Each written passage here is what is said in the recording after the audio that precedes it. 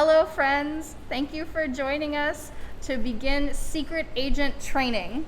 We are so excited that you are going to be helping us. As you know, God gave us big missions to complete.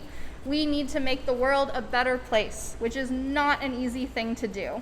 But with your help, we can really do it. We will be your teachers for your 11 weeks of training. I'm Agent Emily.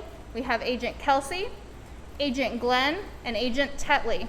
We will give you everything we can to help you become the best secret agent of God that you can possibly be. We're so glad you're here with us. Hello, secret agents. How are y'all doing? Are you getting a lot of your missions completed? Well, today we're going to read a story about Jesus being questioned about taxes, and we're going to learn about spending our lives on God. The question came from the Pharisees who wanted to trick Jesus so they could arrest him. They thought they had a question that would guarantee that Jesus would say something that would break the law, either a religious law or a Roman law. In Jesus' time, the emperor was the head of the government, like our president or governor, and the government levied taxes on people in their country or state. In Jesus' time, taxes were a heavy burden on Jewish families, sometimes taking half of their income. So when Jesus asked about paying taxes, if he said yes, then he would have gone against the Jewish law, which required strict allegiance to God only. If he had answered no, he would have violated Roman law, which was against the law. Let's see how Jesus answered the question. One day, a group of religious leaders came to see if they could trick Jesus. "We know that you believe God is the ruler of all," they said, rubbing their hands together, sure they would trick Jesus. "So tell us, is it right to pay taxes to the emperor or not?" Jesus answered them with a question of his own. "Whose head do you see stamped on this coin?" Jesus asked as he pointed to a coin they had. "The emperor's," they said. "Then give to the emperor the things that are the emperor's. But remember, everything God made is stamped with the image of God. So be sure to give God the things that are God's." The leaders were amazed and a little disappointed. They hadn't tricked Jesus after all.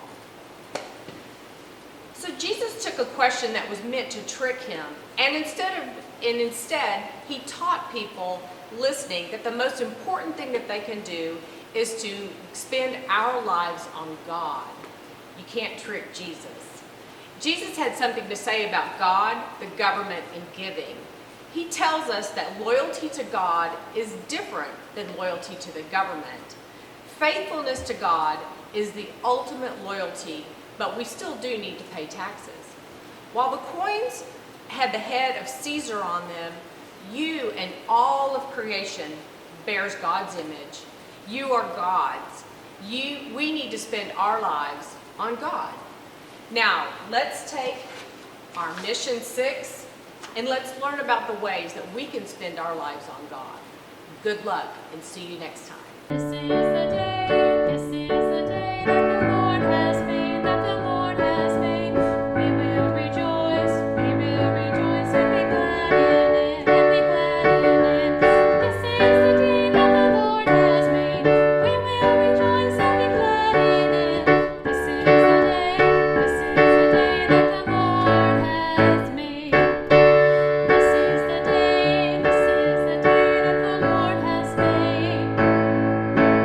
We will rejoice and be glad in it. This is the day that the Lord has made. We will rejoice and be glad in it.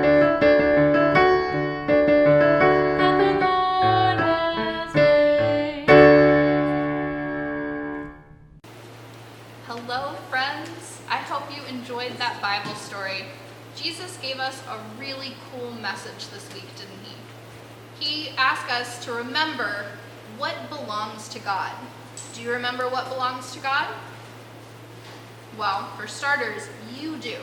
God created you to look exactly the way you are, to love the things that you love, to have your voice sound the way that it does. Everything about you, God made that, and he did it on purpose because he knows you can do so much good in this world.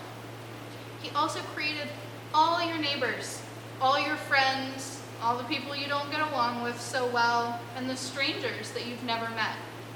This week we're reminded that we need to go out and do good things to take care of God's creation, right? Our neighbors need that. They need us to take care of them.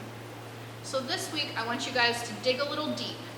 You're going to look through your house for something that you don't need anymore, or you don't use anymore. Maybe it's clothes that don't fit, or toys you don't use, or books you don't read anymore. And I want you to take them and donate them somewhere. And I have a couple suggestions for you. One place you can donate to is called the Resource Crisis Center. They have like a thrift shop if you've ever been there. It's on Broadway. They do some really good work helping out people who need to make a big transition in life. They need to get to a safer place than they've been before. So that's a great place you can donate to. You can also donate to things to Our Daily Bread, which is located right across the street from our own church.